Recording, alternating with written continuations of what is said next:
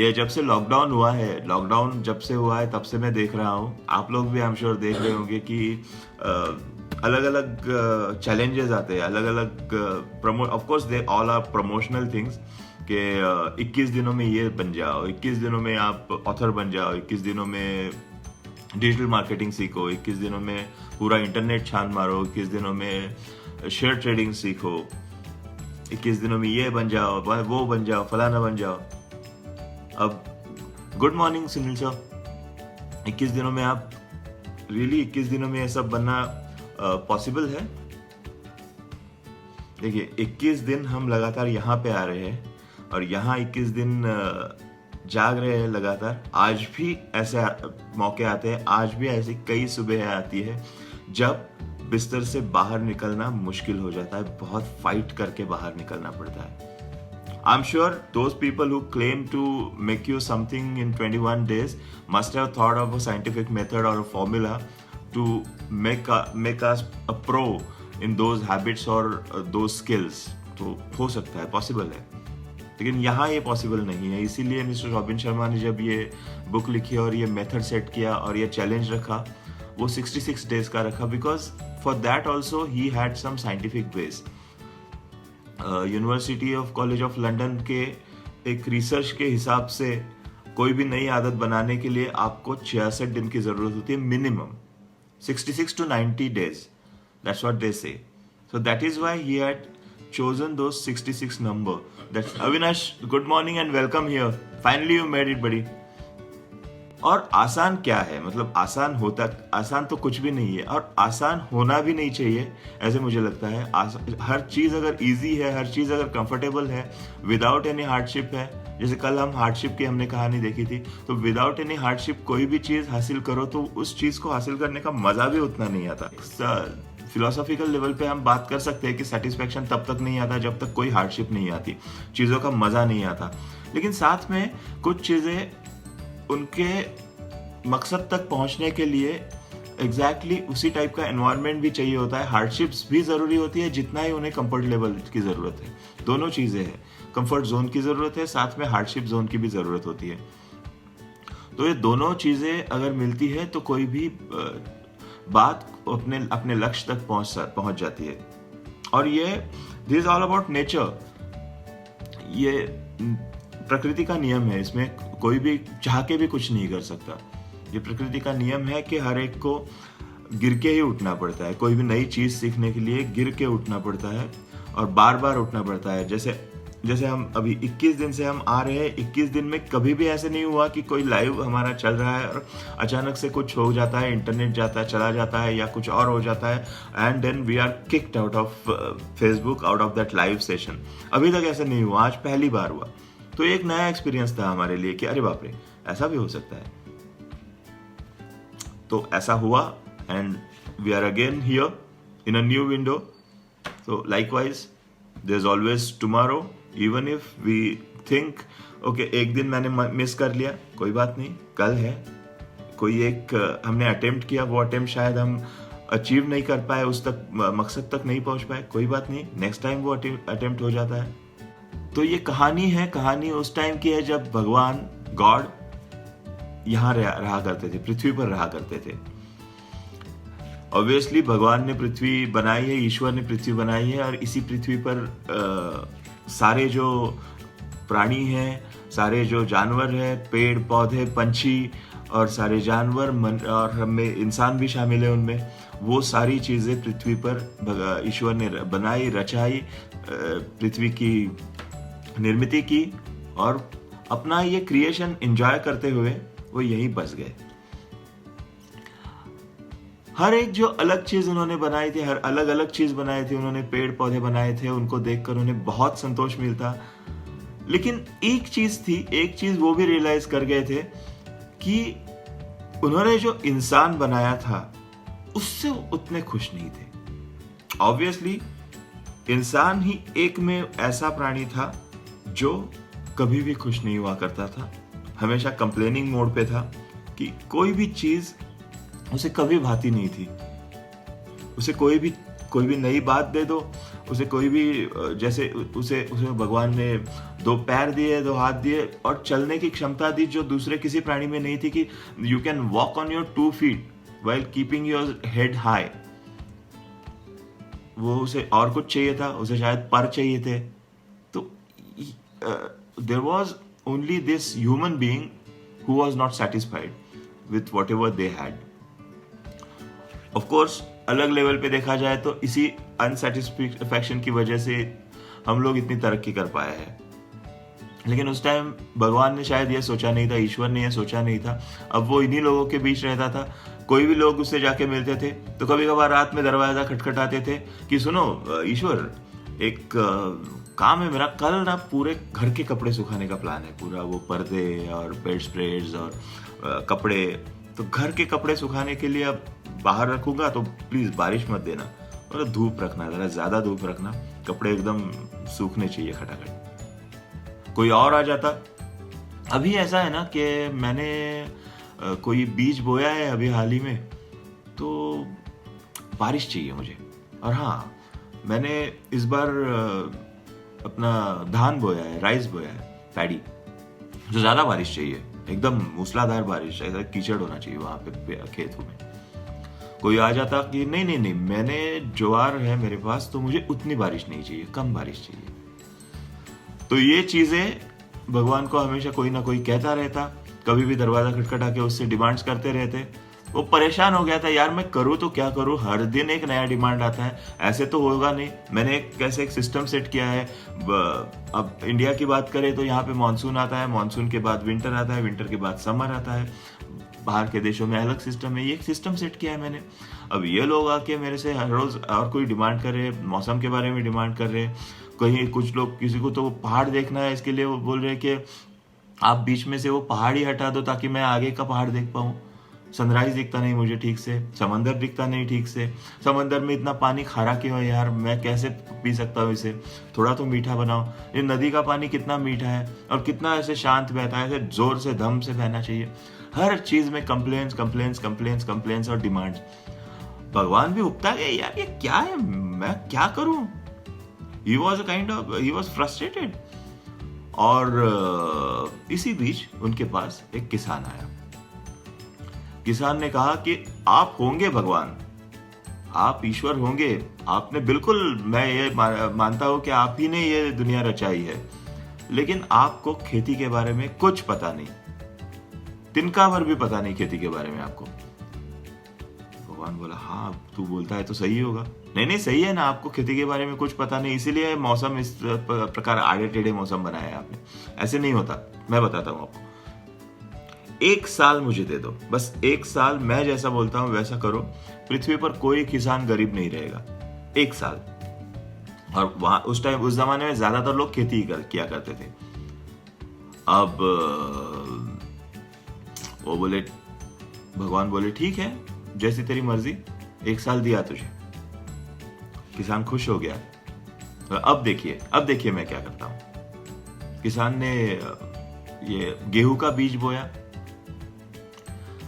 सबसे कहा कि गेहूं का बीज बो दो, इस बार 1 साल तक ये सारा मैं कंट्रोल करने वाला हूं सिस्टम मौसम का, तो हम बढ़िया फसल लेंगे इस बार, आप करो गेहूं का बीज बो दो। सभी किसानों ने गेहूं का बीज बोया हुआ। भगवान से कहा कि अभी बारिश शुरू कर दो, लाइक अ टैप, अभी बारिश शुरू कर दो। भगवान बोला ठीक है, बारिश शुरू हो गई। हाँ इतनी ज्यादा नहीं, ऐसे धीमे धीमे धीमे, गेहूं का है, धान नहीं है। बोला ठीक है, आप जैसा बोलते हो। बारिश आ गई, जमीन में से बीज अंकुरण हुआ, जमीन जो लाल दिखा करती थी, काली दिखा करती थी, वो अब हरी दिखने लगी, हर जगह हरियाली छाई, बहुत सुहाना मौसम हुआ करता था। और गेहूं के फसल के लिए तो बहुत बढ़िया। तो गेहूं का फसल धीरे धीरे धीरे धीरे फसल ऊपर आने लगी, खेतों में पौधे अब बहुत तेजी से बढ़ रहे थे पौधे, अच्छा सा खाद मिल रहा था उन्हें, अच्छी बारिश मिल रही थी, अच्छा पानी मिल रहा था, हवाएं अच्छी चलती थी। अब किसान ने बोला था तूफान मुझे बिल्कुल नहीं चाहिए, और ये कड़कड़ाहट, बिजली बिजली कुछ नहीं चाहिए, समझे कि नहीं। भगवान बोले ठीक है, जैसे तुम्हारी मर्जी। और बारिश के यही सब जो गेहूं के लिए जो आइडियल कंडीशंस चाहिए होते हैं मौसम के, वो सारे बन गए। और गेहूं की फसल अच्छी आने लगी। धीरे धीरे फसल बढ़ रही थी, किसान एकदम उसे अच्छा लग रहा था, उसे वो बहुत प्राउड फील कर रहा था, देखिए मेरे कहने पे क्या हुआ है, कैसे फसल आई है। और तो उसके बाद उसने कहा कि अभी एक लेवल पे आ गई ये फसल, अभी बारिश कम कर दो, अभी धूप आनी चाहिए, लेकिन धूप भी हल्की धूप, जैसे कड़ी धूप नहीं चाहिए तुम जैसे करते हो। भगवान ने कहा ठीक है, जैसे तुम्हारी मर्जी। और धूप के आते आते मुझे थोड़ी सी सर्दी भी चाहिए, ऐसे ठंड चाहिए, वो भी वीट के लिए अच्छी रहती है। वो भी मिल गई एकदम, जैसे ideal condition, ideal temperature condition, ideal weather conditions चाहिए होता है, सारे वेदर कंडीशंस उसने गेहूं के लिए बनवा लिए। बीच बीच में जब उसे पानी चाहिए होता वो बारिश लाता। फसल तो इतनी अच्छी बढ़ रही थी, फसल अब धीरे धीरे गोल्डन हो रही थी और इतनी लंबी हो गई, मतलब गेहूं की फसल है या गन्ने की ऐसे लगने लगा, क्योंकि इंसान के हाइट से भी ऊपर बढ़ने लगी।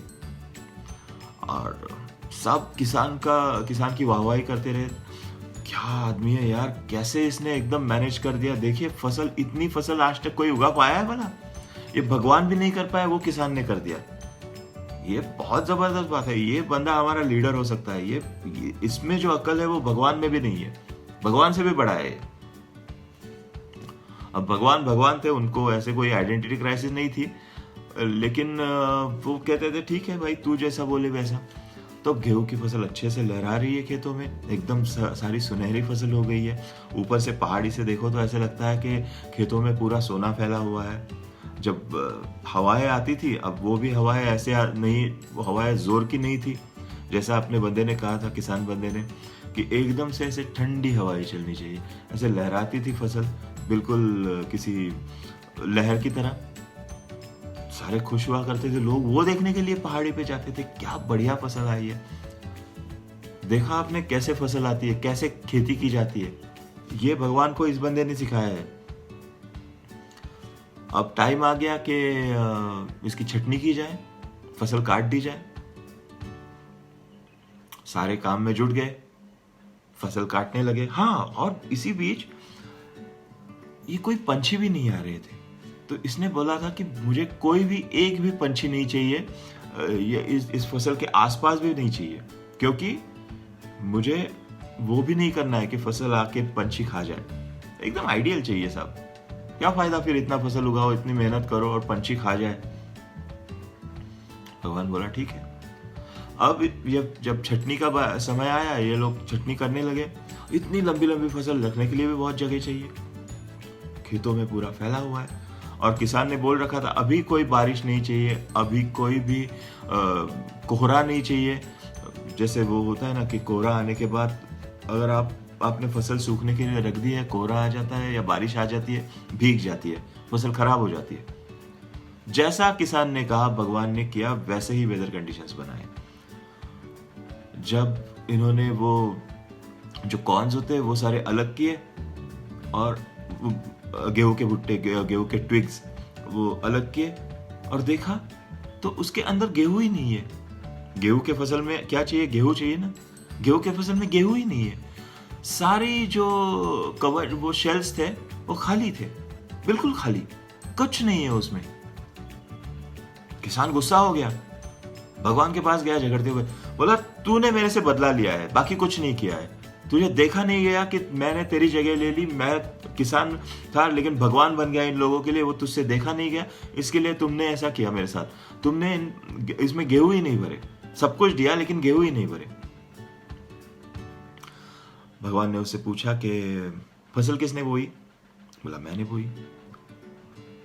और तुमने मुझसे क्या कहा कि बारिश कैसी चाहिए? बिल्कुल हल्की चाहिए, कि वो गेहूं की फसल के लिए जैसे चाहिए, बिल्कुल मैंने वैसा किया। अब मैंने कहा था गेहूं बोने के लिए? नहीं। मैंने कहा था हल्की बारिश के लिए? नहीं, तुमने कहा था। उसके बाद हल्की धूप के लिए किसने कहा? हाँ, मैंने कहा। अब उस टाइम मैंने कुछ किया? नहीं किया। फसल आती गई, फसल इतनी ऊंची हो गई, उसके लिए मैंने कुछ किया था कि मैं वैसे जाके फसल को खींचा और फसल ऊंची हो गई, ऐसा कुछ हुआ? नहीं। तुमने बोला बारिश ऐसी चाहिए, ऐसा वाला खाद चाहिए, ऐसा वाला एटमॉस्फेयर चाहिए, जो फसल के लिए अच्छा है। फसल अपने आप नेचुरल प्रोसेस में बढ़ती रही। ये तो सही बात है, हाँ सही बात है। अब अगर फसल नेचुरल प्रोसेस में इतनी लंबी हो गई है तुम्हारे कहने पे, तो उसमें दाने नहीं आए तो मेरा दोष है, वो कैसे भाई? हाँ तो तुम भगवान हो, तुमने करने चाहिए थे। नहीं, मैं भगवान जरूर हूं, लेकिन तुम्हारे कहने पे ये पूरा साल मैंने तुम्हें दे दिया था, ये सारा तुम्हारे कहने पे हुआ था, फसल तुम्हारे कहने पे आई है, तो दाने नहीं आए हैं उसमें गेहूं नहीं आया, तो मेरा दोष कैसे हो गया? अब किसान को धीरे धीरे बात समझ में आ रही थी, तो भगवान ने कहा उससे कि गेहूं के फसल के लिए जो आइडियल कंडीशंस चाहिए थे, एटमॉस्फेरिक कंडीशंस, वेदर कंडीशंस, वो सारे तो तुमने कर दिए, लेकिन उनमें शक्ति आ जाने के लिए किसी भी चीज में, किसी भी नेचुरल पौधे में एक वो पावर होती है, वो पोटेंसी होती है कि जिसकी वजह से वो दाने पकड़ लेता है। वो यदि तुम उसे वो हार्डशिप्स और वो स्ट्रगल्स ही नहीं दोगे, वो स्ट्रगल करने के बाद स्ट्रेंथ आती है। स्ट्रेंथ हमेशा स्ट्रगल से बनती है, स्ट्रेंथ ऐसे नहीं बनती। तो वो जब तक वो स्ट्रगल नहीं किया उसने, तो दाने कैसे भरेंगे उसमें? तब जाके बात किसान के समझ में आई, पल्ले पड़ी कि मैंने तो सारा उसे कंफर्टेबल चीज दे दी। हर बार कंफर्ट जरूरी नहीं होता, कंफर्ट के अलावा हार्डशिप्स और स्ट्रगल्स नहीं आते हैं तब तक स्ट्रेंथ नहीं बनती।